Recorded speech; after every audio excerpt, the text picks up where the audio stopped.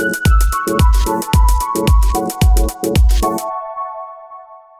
everybody, and welcome to another installment of AvidMax Tying Tuesdays. My name is Brady, and today we're going to show you how to tie the Goddard Caddis. Today we're using a little bit of bleached elk hair as the main body of our fly. We're going to use a Keo hackle. This is the brown Keo hackle. And then our thread is the Vise 10-aught in brown. And we're tying this on the TMC 100 SPBL, so it's a spear point barbless hook, but same profile as the traditional TMC 100. Okay, so we're going to start our thread right up on the hook shank here and work our way backwards to where we're going to tie in the first clump of deer hair. And I like to do it right about where that hook point is. So we're going to grab a nice hank of hair off of the hide here. So a good bit, and then I'm going to just kind of clean that out as best I can, get all the duff, under fur, all that good stuff out of there. And you can always use a dubbing brush to help get some of that extra fur out of there. This hairline dubbing brush works really well for that. And cleaning it out, just like so. I'm going to put a little bit of Zap-A-Gap right where that thread is. So we're not going to spin this back section. We want it to flare out straight from behind, so I'm going to use that just to help secure it to the hook shank. Keep it from spinning around on us. So we'll grab our hank. I have a little bit less than a pencil diameter in here now, and we'll do a couple of quick wraps. And then we can snug that down right onto the hook shank there. While you want to hold the tips backwards as you do this,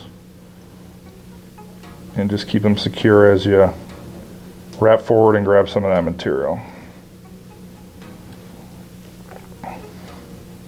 So once you got everything flared out nicely and nicely secured, you can come back and pull all that excess material backwards. Everything that's flared you want standing straight up or slightly backwards right now. And we'll wrap right in front of it there to prepare to tie in our next clump of hair. So I'm going to go ahead and trim out this excess material, just get that out of the way there. And we'll come in with our next clump. So you can be a little bit smaller with this next clump. And we are going to actually spin it this time. Clean it out just like we had the other. And then I go ahead and clip off the tips of mine so you can see I have just a big hunk of hair.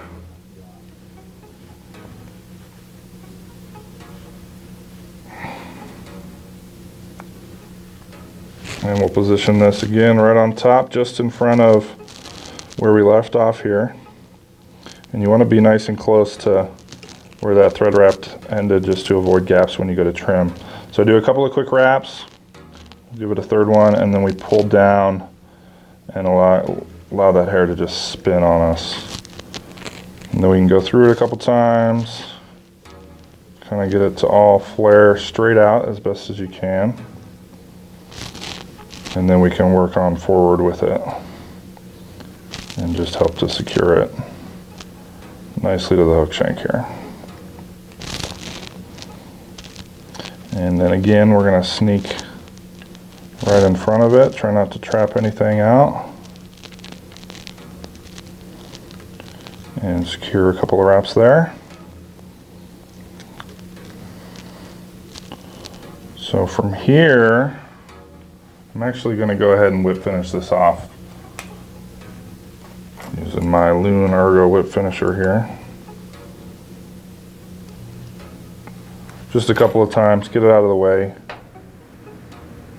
before I go to trim. Trimming's always difficult for me, so I like to just get everything out of the way before I go at it. The other thing that helps me is if I take it out of the vise and turn it around,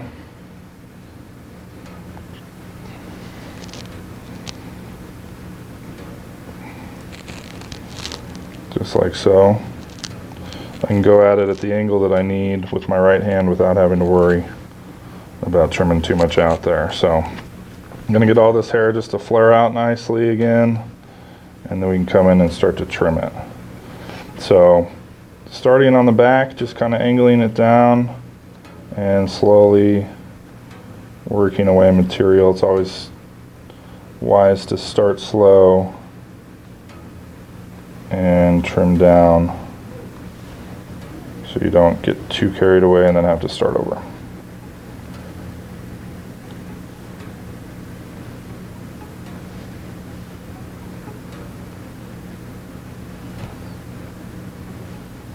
The other thing I like to do is have a pre-tied version, like so, just to kind of model after and make sure that you keep those shapes and proportions how you want them. So we'll sneak underneath here, trim out pretty close to the body, just like so. You want to get as close as you can without getting all the way down to your thread wraps. And it's a preference too, how much you want to trim it. Some people might want to trim real short. Other people, you can fish it a little bit shaggier as well. So play with some different aspects of this fly.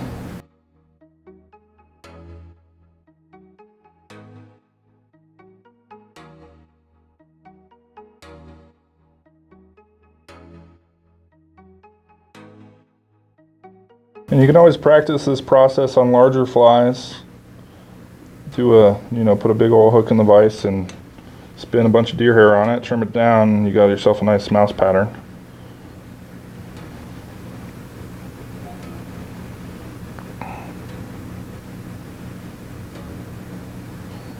And so the back end of this fly, as I mentioned, we want that hair to kind of stick out backwards, so I'm going to kind of figure out how long I want it to be here. And you can peel it all back. Looks like there's still some duff in this hair we can pull out. And then what I like to do is just pinch it down, and we'll trim it to the length that I want first. And then I'm going to come back up and trim at an angle here. And so that's kind of the design of this fly, as I understand it, is that this big old clump of elk hair, with that kind of that teardrop on the back, just looks like an awesome caddis wing when it's on the water.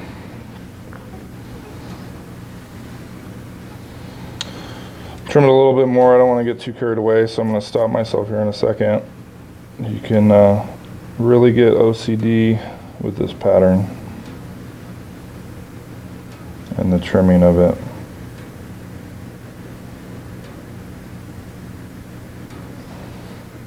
But we'll call that good for now. That's not too bad of a profile. Actually, I'm going to get underneath a little bit more. Just can't help myself.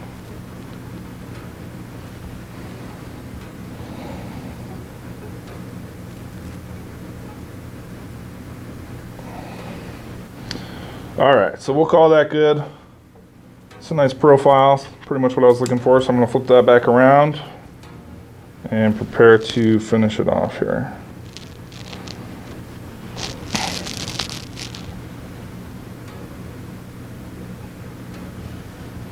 Okay, so we're going to tie our thread back on. Same thread we've been using, the Vise brown, right on the front. And then we're going to add our antenna. So the antenna, a couple of ways you could do it. You can use these hackle quills from your rooster saddle. You can also use the variation we tie in the store here has Maxima, just some Maxima, the chameleon, I think, the color. Use that as well for a nice stiff option. But if you do use the hackle fibers, which I tend to do, I like how they're tapered a little bit. All you have to do is kind of flare out your barbels 90 degrees and then pinch them and pull them off. Hard to do in front of the camera, but just like so, until you got a nice clean piece of material. All Alright, so I have two identical ones, and I'm going to tie the thicker end of this just right on the side of the hook shank. And then we'll do the same on the other side. And I like to, you see how they're curved a little bit? I like to tie them in just so that they curve up and away.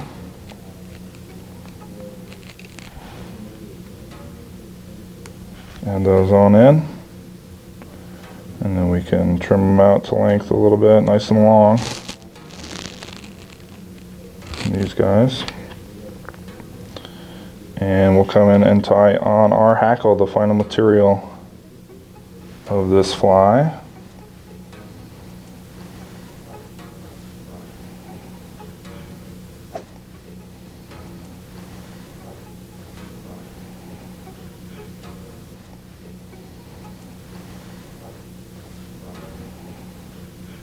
I'm going to wrap on forward, even that out a little bit, and then prepare with a 1/2 inch to tie our hackle forward.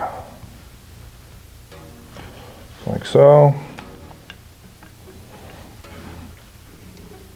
And then we can bring that material on up. I'm going to use these Tiemco hackle pliers. These are really smooth hackle plier from Tiemco. It's a nice product.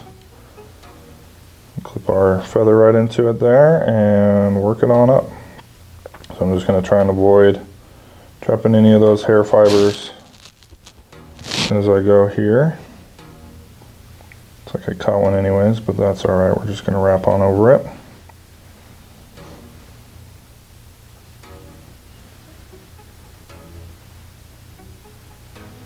And all the way on up to the hook eye. With nice touching palmer wraps to give a nice full hackle, that leggy illusion on the dry fly here. So once we got it where we want it, bring our thread back up.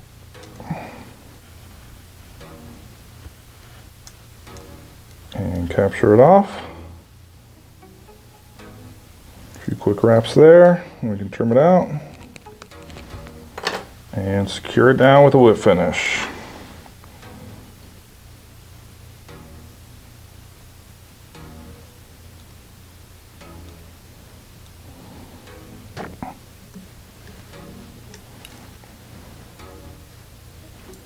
Just like so, trim our thread out and that trapped hackle fiber.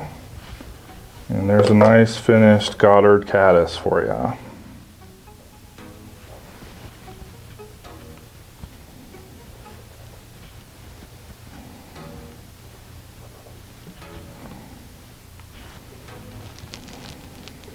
And I can't help myself from trimming it just a little bit more.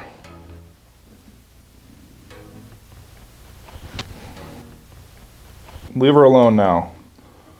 The Goddard Caddis. If you enjoyed the video today, make sure to give us a thumbs up and share it with your friends. If you have any suggestions on what you'd like to see us tie in the future, please drop us a comment in the lines below. For more fly fishing and outdoor related videos, be sure to subscribe to the AvidMax YouTube channel. Thanks for watching, and we'll see you out there.